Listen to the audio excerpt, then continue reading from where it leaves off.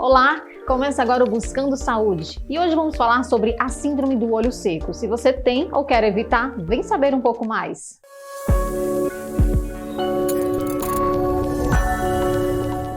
E para falar um pouquinho mais sobre esse tema, eu recebo o oftalmologista Dr. George Luiz. Seja bem-vindo. Obrigado, Carol, pelo convite. Então vamos lá, Dr. George, o que é o olho seco? Carol, olho seco é uma doença ocular muito comum, Sim. certo? Ela se caracteriza basicamente pela perda do equilíbrio da lágrima. Ou você tem um déficit de produção da lágrima, ou a lágrima é de uma qualidade ruim e evapora muito rápido. Isso provoca sintomas, como ardência, sensação de areia, olhos secos, olhos vermelhos e até visão embaçada. Então por isso chamamos de síndrome do olho seco? Sim, mas apesar, Carol, que alguns pacientes relatam lacrimejamento. Mas como? Até me pergunto, como, doutor, se eu tenho olho seco, eu lacrimejo tanto? É um lacrimejamento paradoxal. O olho tenta compensar a má função da lágrima produzindo mais lágrima. E essa produção em exagero não é drenado pelo sistema lacrimal e cai pelo canto dos olhos, ocasionando o lacrimejamento. Esse é um caso. E quais os sintomas de modo geral? Geralmente o paciente relata cansaço visual, olhos vermelhos, sensação de areia.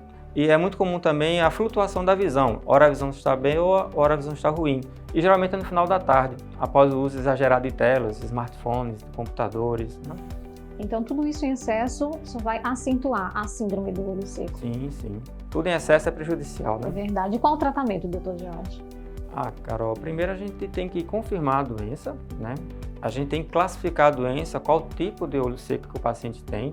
Didaticamente, a gente divide o olho seco em dois tipos. O olho seco por falta de produção da lágrima, que é muito comum em doenças imunológicas, como artrite reumatoide, lúpus, alguns medicamentos como antidepressivos, antihistamínicos, tá certo?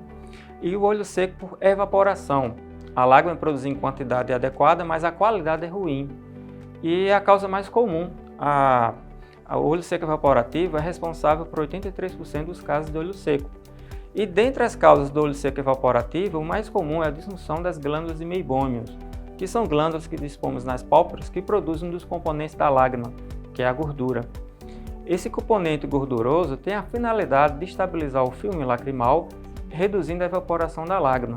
Por isso, que é importante a gente diagnosticar para orientar melhor o tratamento. Que essa lágrima vem perdendo essa qualidade, ela inicia esse processo de desgaste, tem uma idade certa para isso acontecer? Olha, a partir de 50 anos, né, com o advento da idade, ocorre uma redução dessas glândulas e o olho seco torna-se mais frequente. E também é mais comum nas mulheres. Estima-se que em torno de 2 a 3 vezes é mais comum nas mulheres pós-menopausa pelas alterações hormonais. Os hormônios femininos são muito importantes no equilíbrio da lágrima. Dr. George, é possível aliviar o olho seco de maneira natural? Sim. A gente tem o péssimo hábito de não ingerir água, né? Sabemos que 75% do nosso corpo é constituído por água, sim, a lágrima também. Então, se aumentando a ingesta d'água diária, melhora muito o olho seco. Assim, no ambiente com ar-condicionado ou ventilador, né, que baixa a umidade do ambiente, a gente poderia colocar umidificadores no ambiente, ou então até um vaso com água, alguma coisa assim, para melhorar. Outra orientação ambiental que a gente costuma dar em relação ao piscar. Normalmente, a gente pisca espontaneamente de 10 a 15 piscadas por minuto. Quando você está com o olho focado, como tela em leitura, você reduz para 3 a 5 piscadas. E isso faz com que a lágrima evapore mais, aparecendo mais os sintomas de olho seco. Dr. George, então qual o momento para procurar um profissional?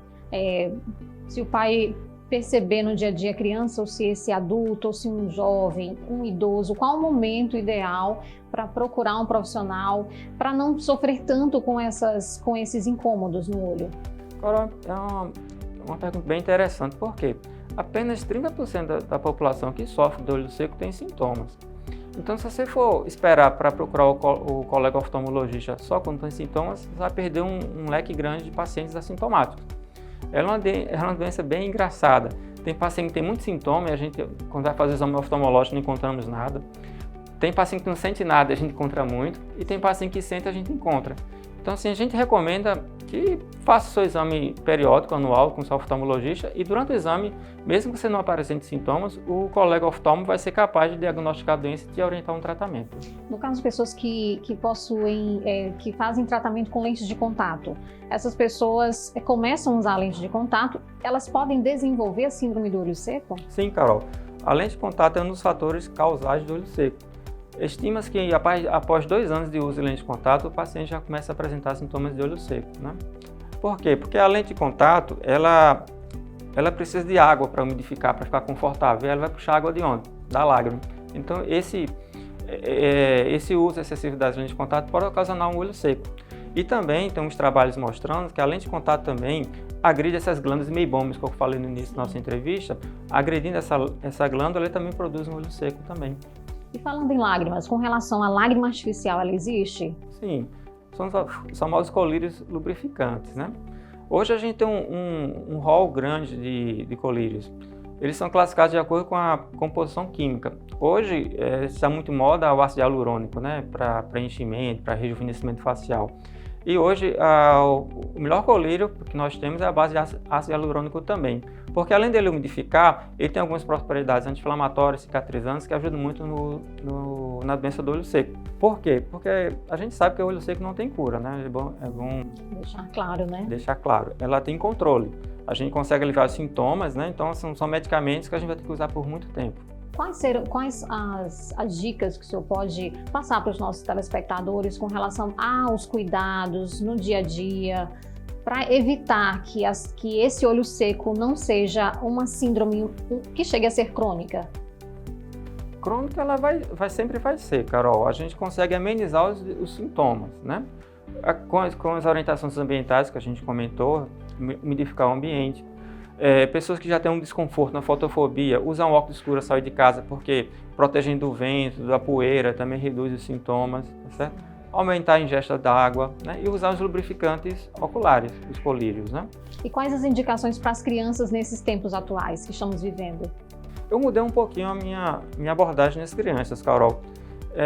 Muitos pais, quando me procuram com crianças para fazer um exame oftalmológico de rotina, quando o paciente não tinha grau 0,25, eu não passava os famosos óculos de descanso, porque para mim uma criança de 8, 10, 11 anos, 0,25 não faz falta, diferente dos adultos, né? Mas hoje eu mudei muito porque hoje está muito em voga a história da luz azul, né? A radiação azul ela provoca muitos danos nos olhos, fotoenvelhecimento das pálpebras, né? E também olhos secos. Ela agride as glândulas meibômias, é o famoso estresse oxidativo. Hoje a gente fala tudo em radicais livres, né? A gente envelhece enferrujando. Então a gente reduzindo essa irradiação azul nos olhos, a gente vai reduzir também o problema do olho seco, usando óculos com filtro azul. Então é uma dica interessante. Tem também a dica de 20-20-20, que é uma regra inglesa, né? Americana. Para cada 20 minutos de tela, 20 segundos piscando para 20 pés, que são 6 metros. São indicações que podem fazer em casa. Em casa. Distância da tela de 60 centímetros, 70, né?